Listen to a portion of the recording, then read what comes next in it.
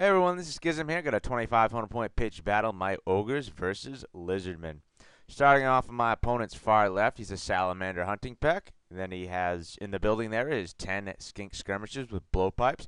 To the right of that, he's got a skink chief on a pterodon with light armor and a stegodon helm. So he's got a 3-up save, and he does some impact hits and all that good stuff. To the right of that, he has another Salamander hunting pack, and then there is an ancient stegodon with the giant blowpipes.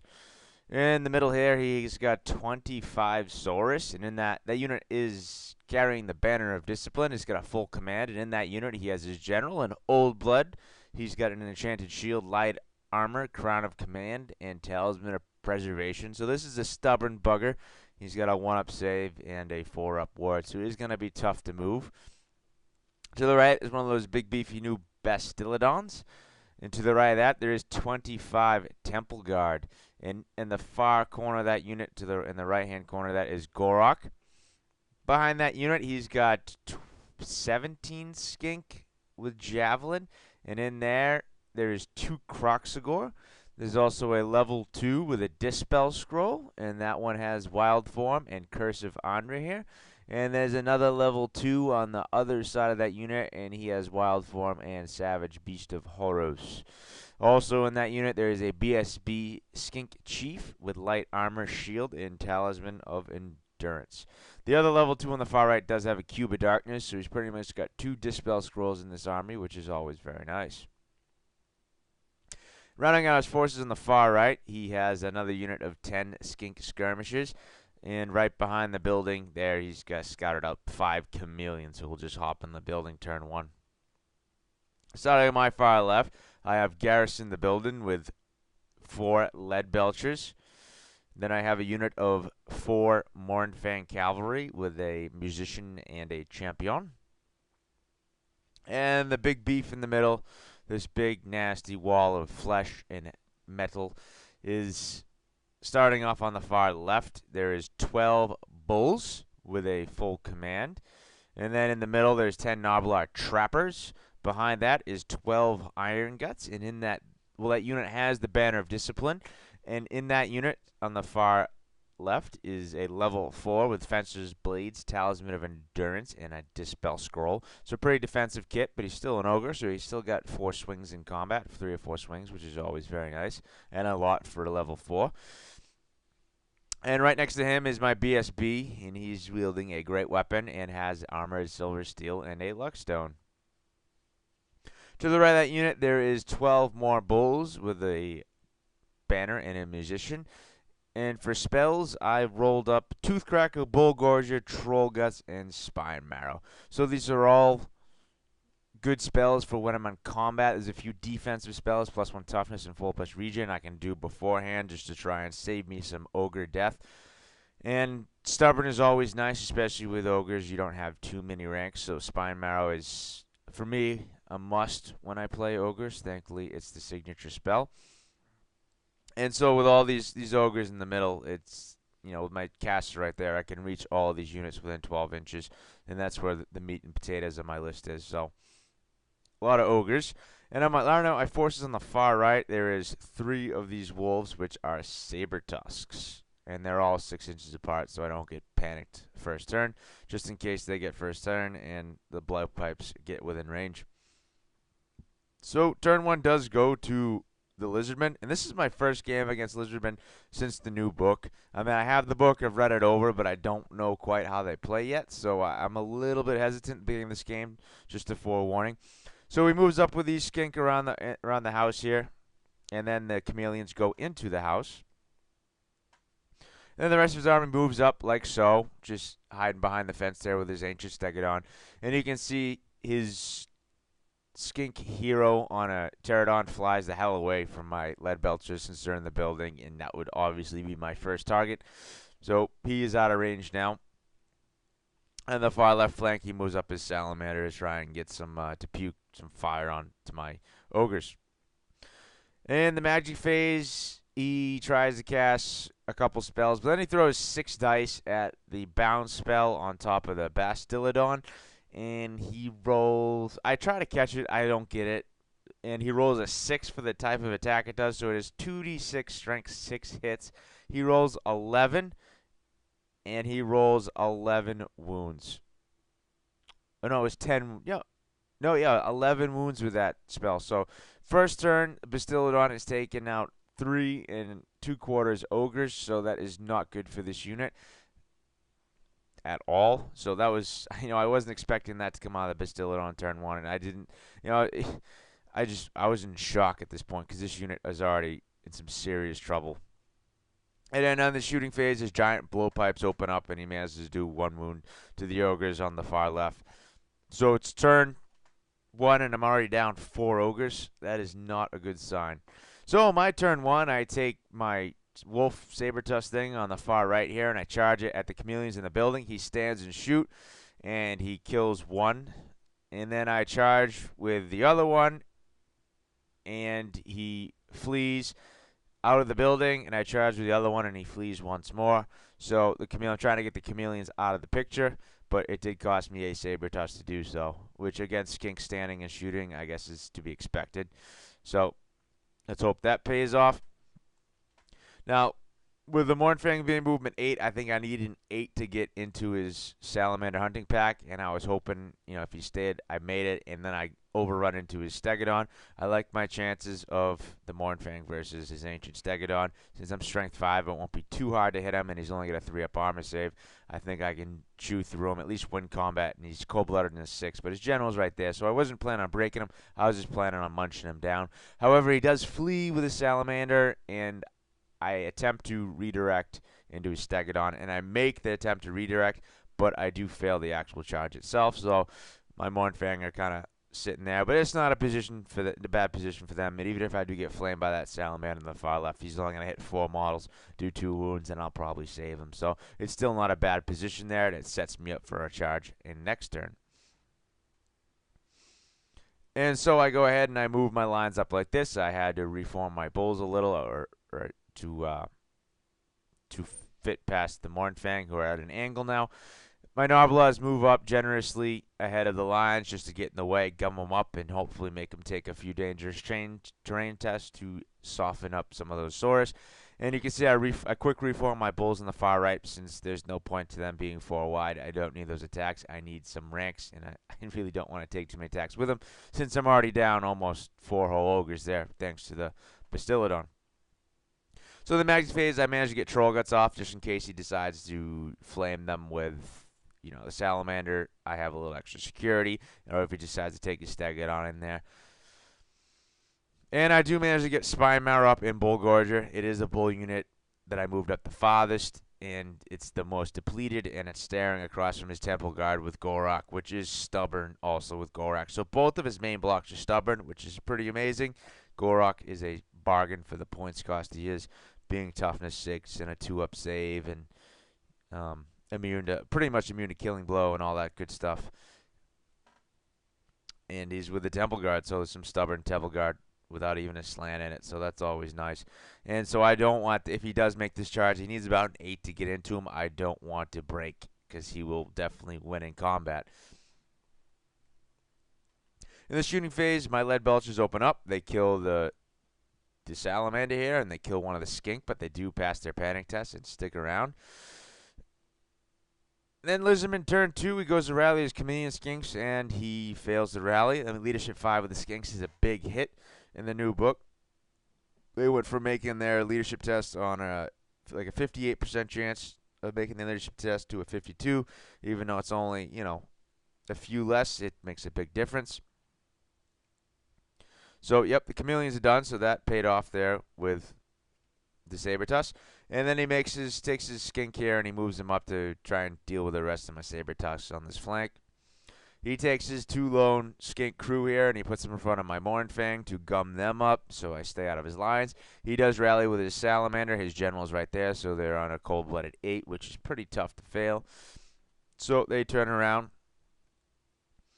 And in the magic phase, he goes for Curse of Einri here on these bulls, and since my Noblars are in my way in the front there, I didn't plan on charging my Iron Guts, and if my Iron Guts don't commit, these bulls shouldn't commit, so I let this spell get off because I didn't plan on moving them during my phase. So the curse is on him. He casts Wild Form as Temple Guard, all the more reason for me not to want to get in there. And then in the shooting phase, he goes to the blowpipes. He kills another dog, no problem. So it's not looking good for the Sabertusk.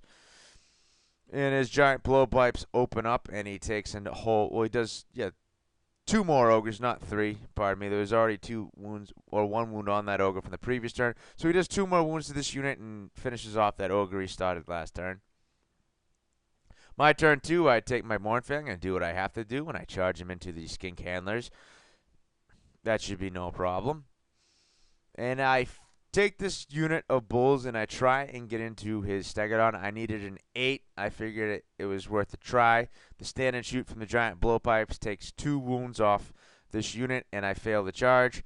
Unfortunately, my thought behind this is I would just win from ranks in the banner, since he would only get 5 skink attacks, and I could probably shrug them off. And his Stegodon will get 3 attacks. Maybe he does 2 wounds. I'd win by at least, a rank and a banner or something like that. I might be able to sneak a wound through on him. I figured I'd win the combat and test this cold-blooded and get stuck in there, because I did plan on taking my Noblars, as you can see here, and gumming up his Saurus unit. So now he has no chance to deal with the Noblars, pretty much, because I'm going to leave him parked there until he charges him. Not a big deal to me.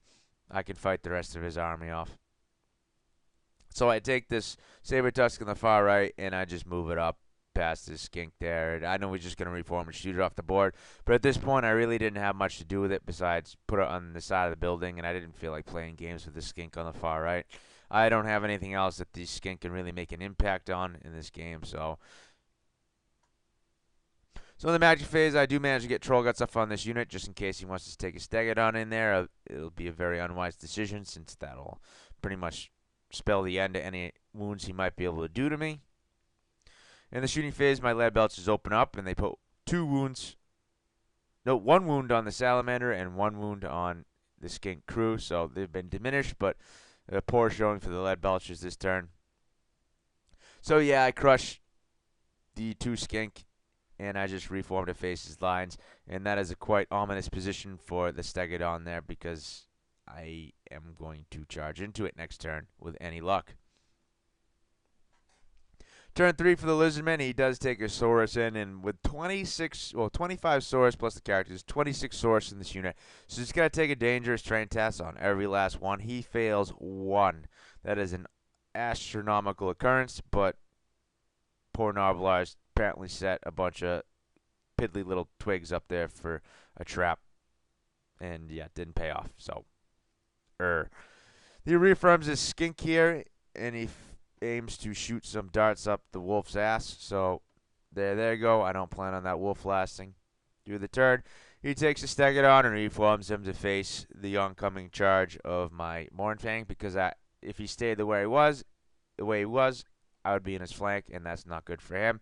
And his Salamander did the same thing, just to turn to face me so he can try and puke some flame on me.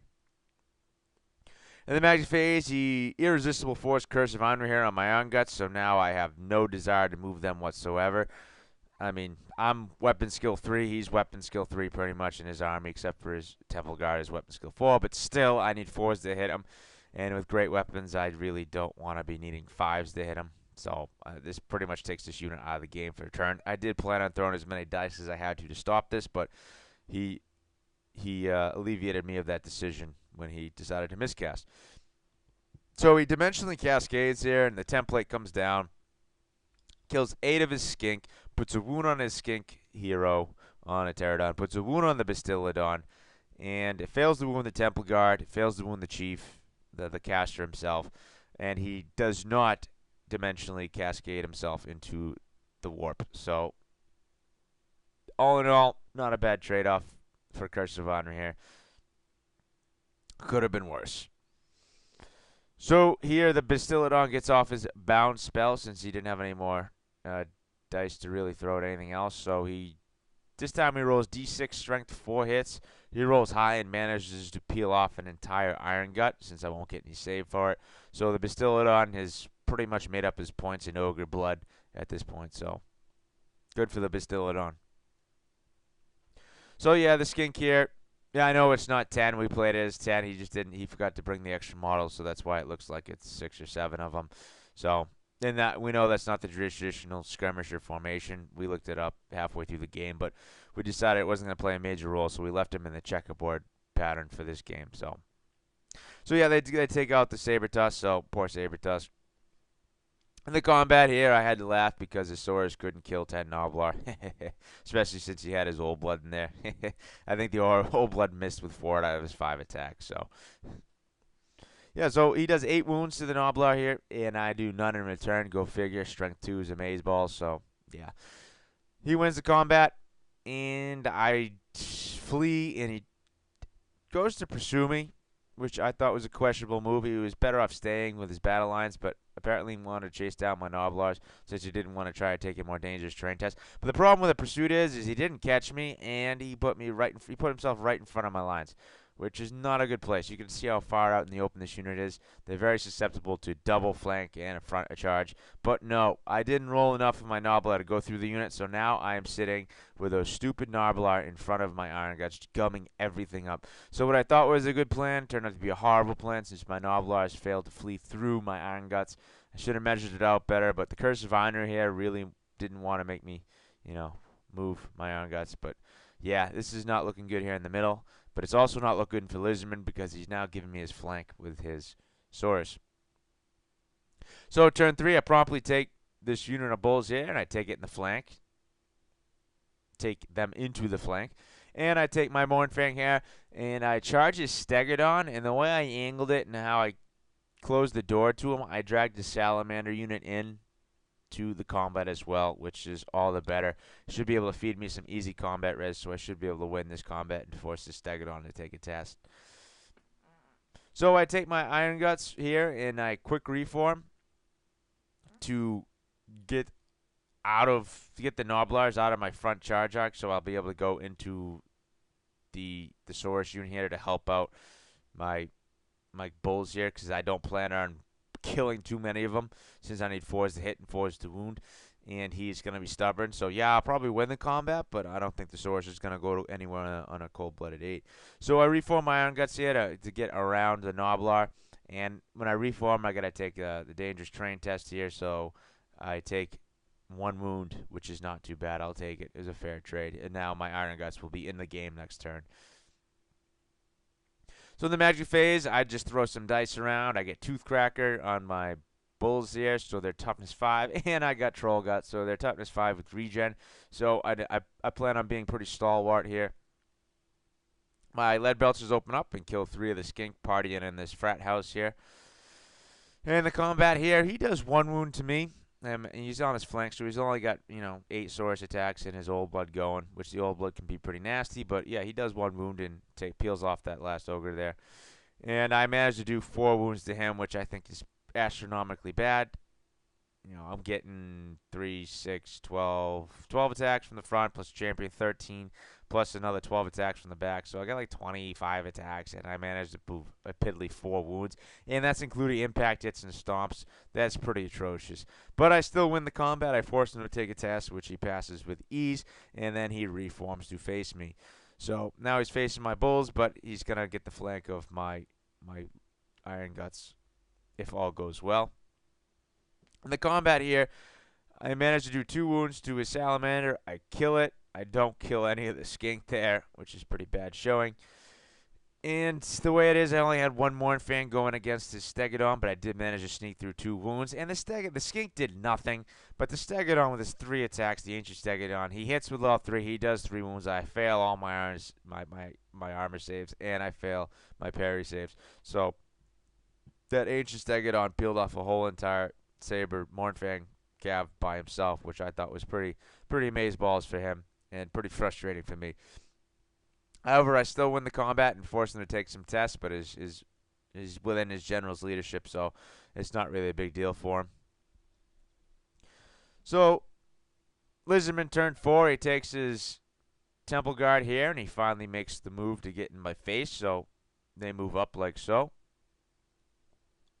He takes his Pterodon Hero for some combat res to try and potentially break me. He takes him into the side here. He's got the Stegodon Helm, so we'll be doing D3 Strength 4 impact hits. He's got a charge. He's got a flank. Hopefully he's going to try and move me here. And his Bastiladon moves up to match the speed of the Temple Guard, and his bunkers right in the back there. His skink skirmishers in the far right there move up to take some pot shots at my bull unit here that's been already ravaged by the Bastillodon's solar arc or engine or whatever it's called. And they open up and they do 2 wounds to my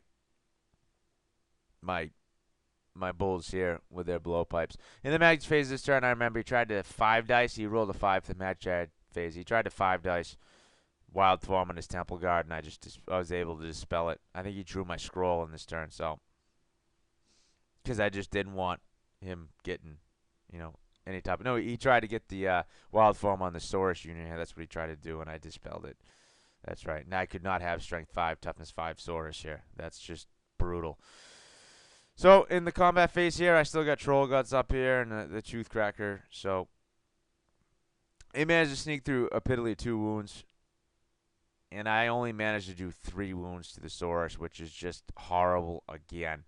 Which just, these bulls just can't do anything. I needed to get, the +1 strength on him or something. Even if I did, I don't think it would help. That's how bad I rolled. So he manages to win this combat because he's got more ranks. He's got a charge. He's got a flank. Yeah, I did 1 more wound, but his combat res was a lot more than me. But I had a reroll my General's Leadership 9 right there, so I did manage to pass and stick. In the combat here, I killed the last 2 skink. I did 1 more wound to the Stegodon. He managed to sneak through a wound on me again. And I just reform. I slide down to get an extra Mournfang in there. I would love to get all 3 in, but unfortunately I'd be too close to the other combat there. So my turn 4. Now the bad part is last turn is that I did...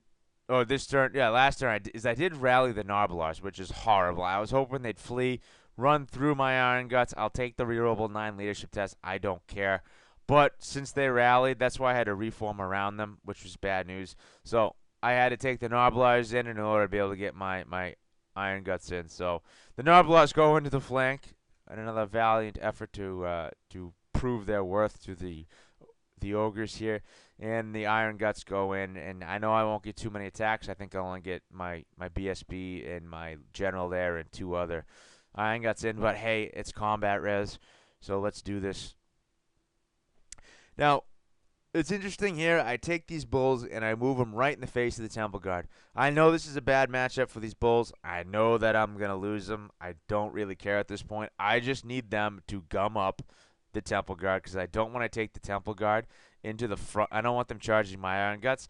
And I think the way it was a good shot. It might have been a flank charge, but I didn't even want to measure or think about it. So I take these bulls and I throw them in front of the Temple Guard here, full knowing that I'm just going to lose this 400-point unit.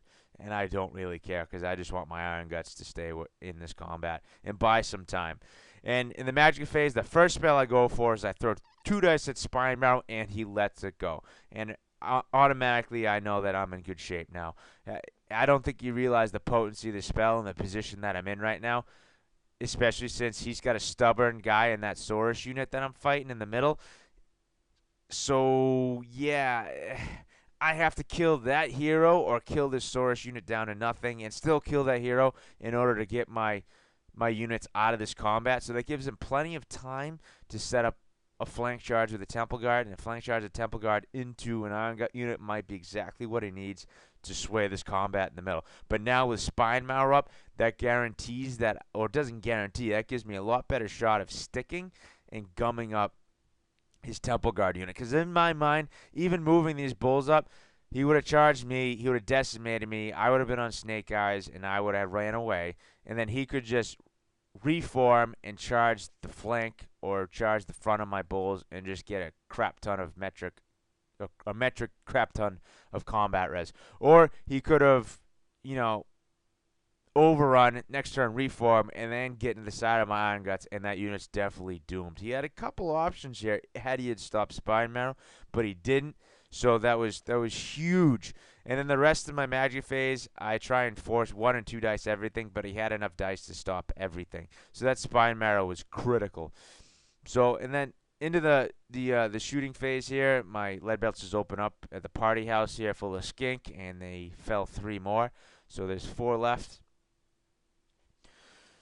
My Mournfang here finish off the Stegodon, and I reform to face the giant melee in the center. In the combat here, he does 5 wounds. Now I don't have the troll guy, so the tooth cracker up because yeah, I only get spine marrow up last turn. So he does 5 wounds to my ogres, which is pretty good. And but then my iron guts go to town and just completely obliterate most of the unit. I managed to do 15 wounds in total between both units.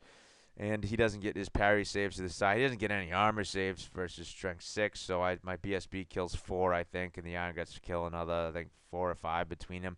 I actually do a few wounds with my unit of bulls too. So yeah, that unit went from being in good shape to really bad shape, and I'm so close to getting rid of that stubborn.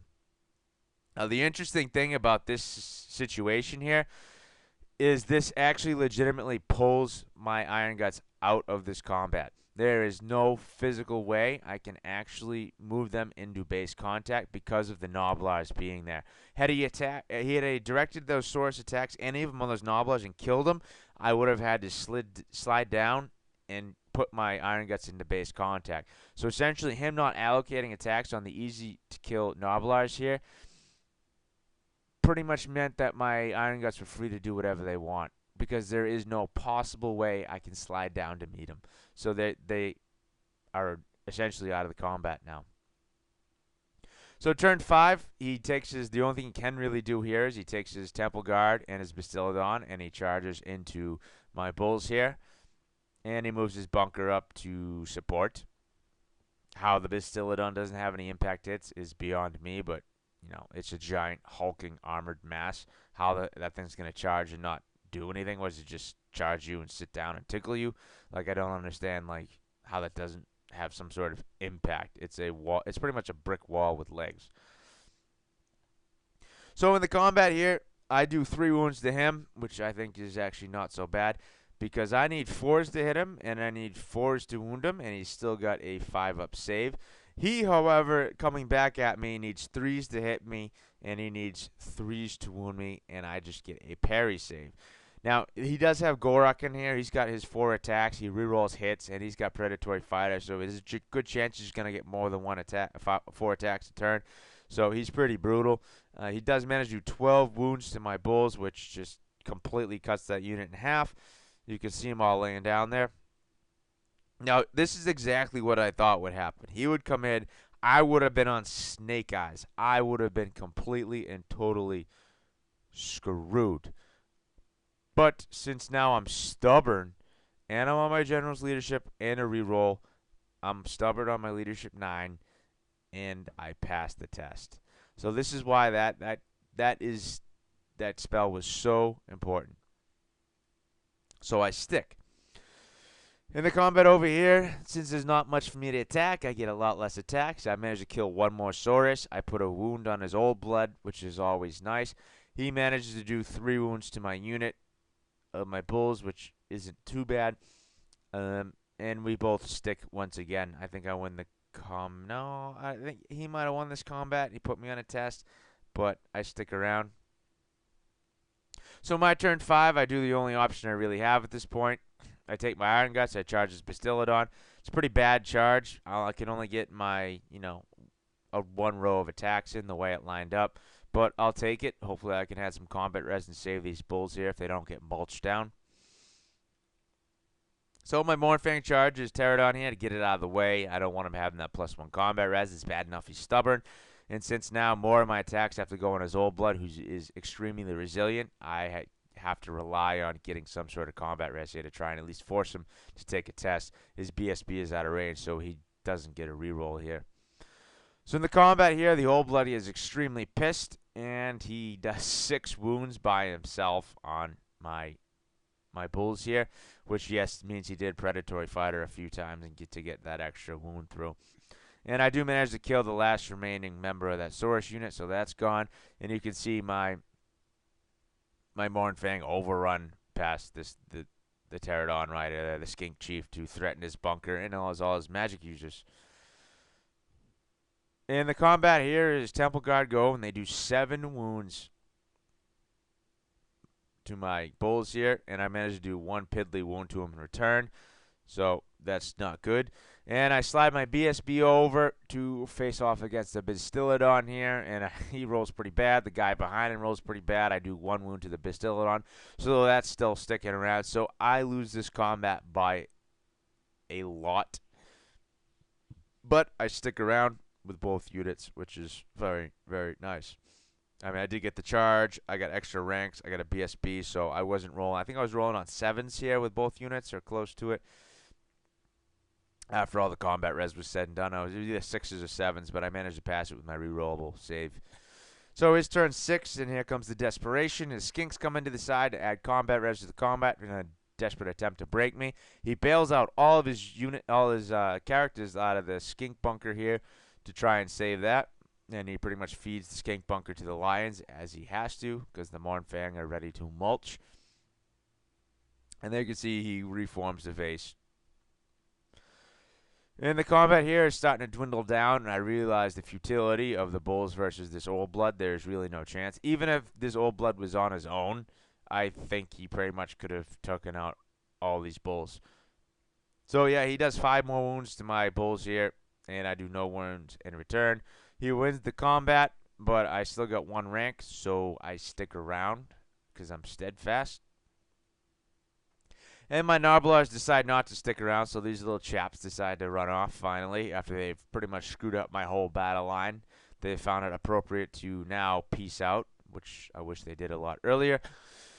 In the combat here, you can see I reformed a little after last turn to get more models into base contact and actually drag some of my Iron Guts here into base with his Temple Guard to start dwindling them down. So he takes his Gorok there, and he pretty much single-handedly kills the rest of the bull's wounds here.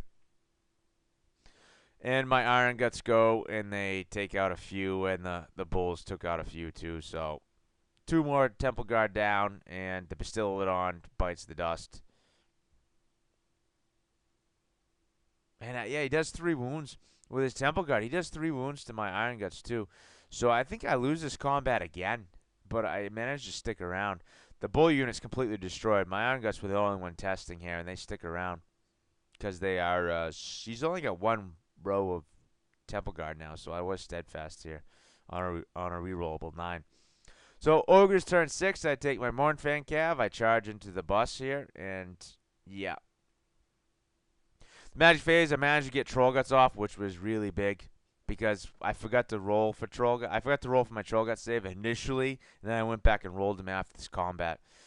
And so yeah, he went from killing legitimate. He went from his Temple Guard put 15 wounds with Gorok, put 15 wounds on my Iron Guts. So that's 15, wounds worth of dead Iron Guts. So that's what, 5 Iron Guts. The Temple Guard killed 5 Iron Guts before I even swung. But then I went and rolled all my regen.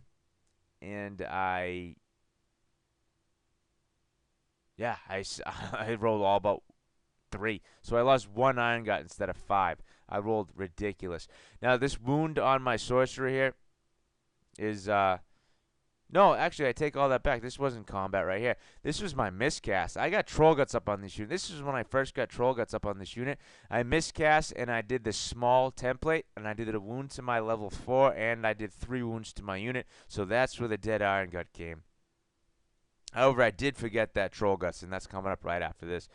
And I reformed here with my Mournfang to face the rear of the Temple Guard, just in case there's any left. Now, I went in there with a Mournfang. Between impact hits and attacks and stomps, I killed every last skink in that unit and Kroxagor.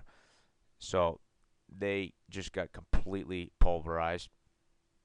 In the combat here against the Old Blood, he does 4 more wounds to my bulls. I do none in return. I lose the combat, but I stick triumphantly.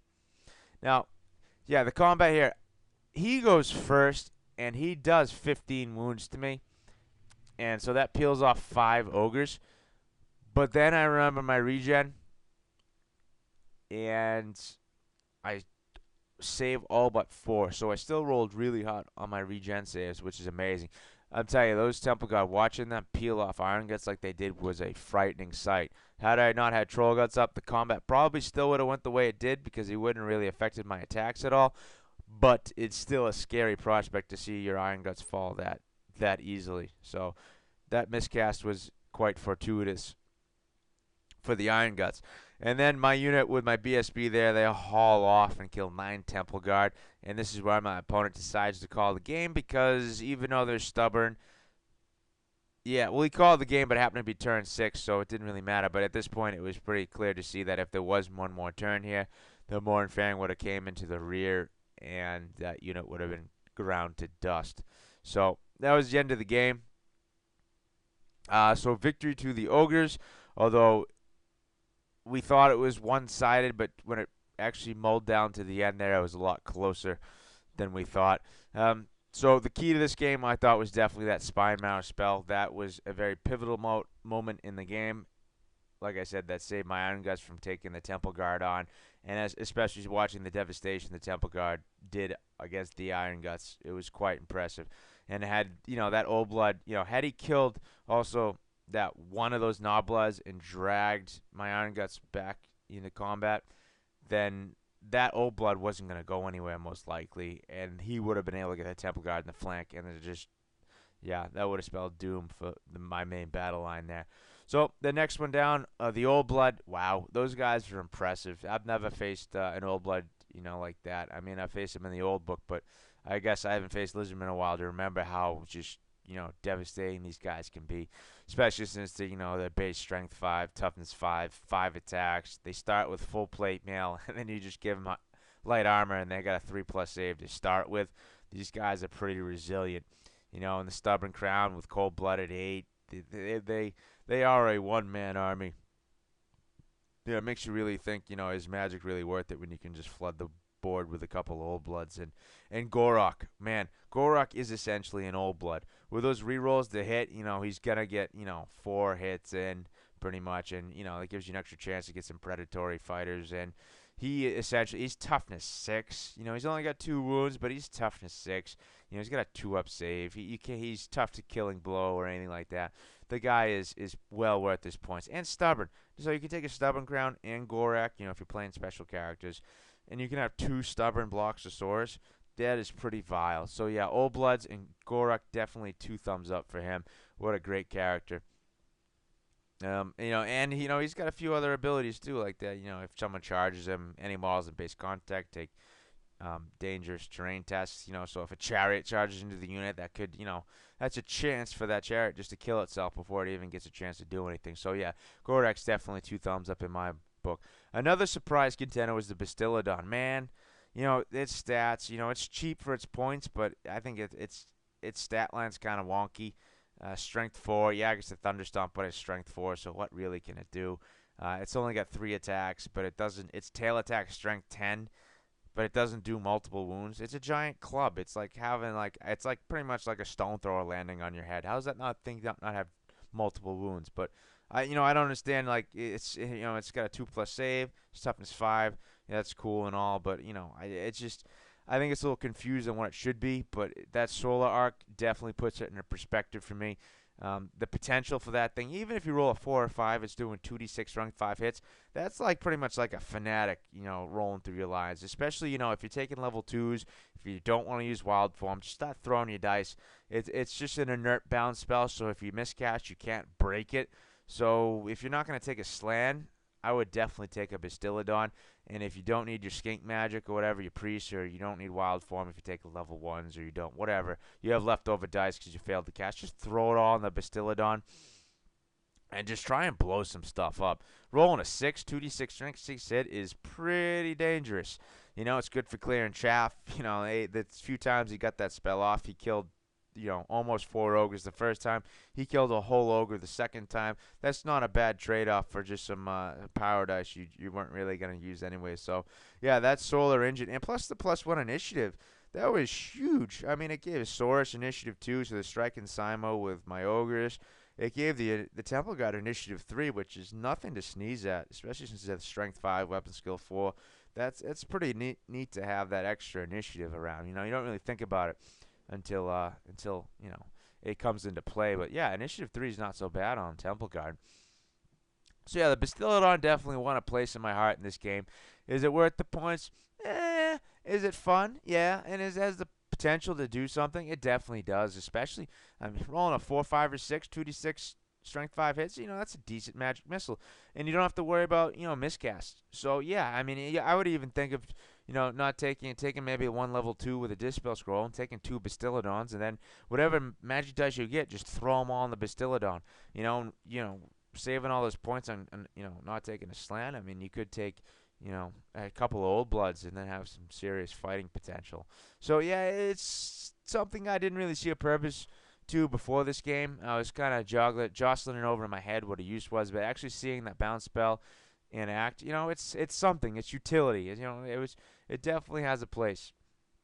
I don't think it's very competitive. I don't see it being overly competitive, but it definitely has a place in the list. So yeah, Bastillodon definitely is an interesting choice. And this goes to my next thing here is Troll Guts. Yeah, amazing spell. There's no way around it. Given your ogres regen, making your ogres trolls is always good since trolls are so much better than ogres, in my opinion. Stupidity stinks, but there's ways around it. But once you get in combat, stupidity doesn't matter. So regen is amazing. So yeah, Troll Guts, amazing spell. Save my butt this game, and it will save your butt any game you can get it off, especially since you can bubble it out. 20 inch, 20. Reaching a 20 cast isn't easy, but even just selecting one unit. Yeah, it's 4+ regen. It's pretty powerful, especially since in other armies, like the Chaos Army, they gave them that. In Nurgle, they gave them a regen spell, but it's only a 5+. So this 4+ regen is definitely something special, and it is an awesome spell. And that's why I like the spell set I rolled up, because it's all combat augments, and I'm an ogre, so I want to be in combat. And the last one here, double stubborn blocks, amazing. Gorok, just being able to take a crown of command on an old blood who is resilient as hell, and then taking Gorok, who is well worth his points, and is stubborn on. Even without stubborn, he still would be a decent option. But giving him stubborn makes him almost an auto include if you're playing special characters. So yeah, double stubborn blocks. Wow, what a pain! You're pretty much gonna kill Saurus with cold blooded to the man, or you gotta have some way to deal with these characters. So yeah, double stubborn, pretty awesome. So that's it. Thank you very much, and so long.